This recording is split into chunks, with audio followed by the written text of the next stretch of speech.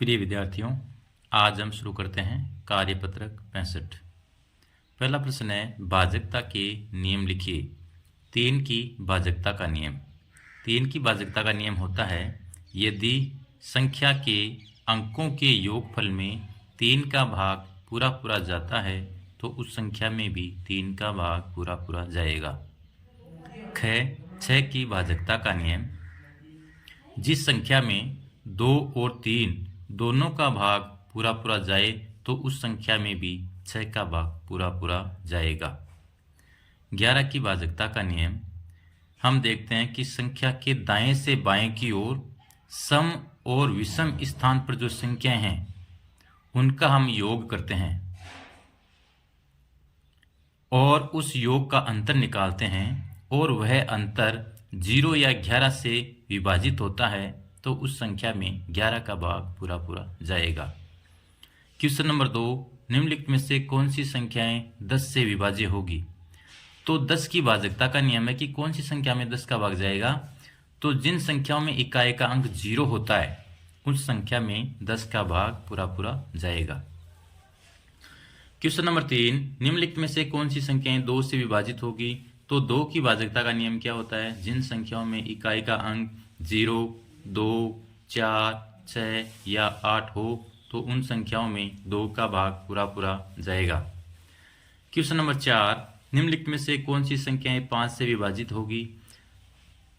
तो 5 की भाजकता का नियम क्या होता है? जिन संख्याओं में इकाई का अंक 0 या 5 हो तो उन संख्याओं में 5 का भाग पूरा पूरा जाएगा। तो जो संख्याएं दी है उनमें हम इकाई का अंक देखते हैं 0 या 5 है तो उनमें तो क्या होगा, 5 का भाग पूरा पूरा जाएगा, नहीं तो नहीं जाएगा। क्वेश्चन नंबर 5, निम्नलिखित में से कथन सत्य और असत्य पर सही और गलत का निशान लगाना है। कह है, यदि कोई संख्या 5 से विभाज्य है तो वह 10 से भी विभाजित होगी, सही है। कह है, यदि कोई संख्या 6 से विभाज्य है तो वह 9 से विभाजित होगी, कोई जरूरी नहीं है, गलत है। यदि कोई संख्या 8 से विभाज्य है तो वह 2 और 4 से विभाजित होगी, सही है। क्वेश्चन नंबर 6, विभाज्यता के नियमों के आधार पर जांच करके बताइए कि संख्याएं दी गई संख्याओं से विभाज्य है या नहीं है। तो जो संख्याएं दी है, एक बार मैं फिर से आपको जो संख्याएं दी है इनकी भाजकता का नियम बता देता हूं। 2 की भाजकता का नियम, जिन संख्याओं में इकाई का अंक 0, 2, 4, 6 या 8 हो उस संख्या में 2 का भाग पूरा पूरा जाता है। 3 की भाजकता का नियम, यदि संख्या के अंकों के योगफल में 3 का भाग पूरा पूरा जाता है तो उस संख्या में भी 3 का भाग पूरा पूरा जाएगा। 4 की भाजकता का नियम, यदि संख्या के अंतिम 2 अंक यानी इकाई और दहाई पर जो अंक है उन अंकों में अगर 4 का भाग पूरा पूरा जाता है तो उस संख्या में 4 का भाग पूरा पूरा जाएगा।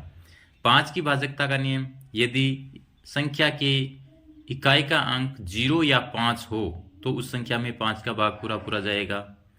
6 की भाजकता का नियम, जिस संख्या में 2 और 3 दोनों का भाग जाता है उस संख्या में 6 का भाग पूरा पूरा जाएगा। 8 की भाजकता का नियम, जिस संख्या में 2 और 4 दोनों का भाग जाता है उस संख्या में 8 का भाग पूरा पूरा जाएगा। 9 की भाजकता का नियम, जिस संख्या में 3 और 6 का भाग जाता है उस संख्या में 9 का भाग पूरा पूरा जाएगा। 10 की भाजकता का नियम, यदि संख्या में इकाई का अंक 0 हो तो उस संख्या में 10 का भाग पूरा पूरा जाता है।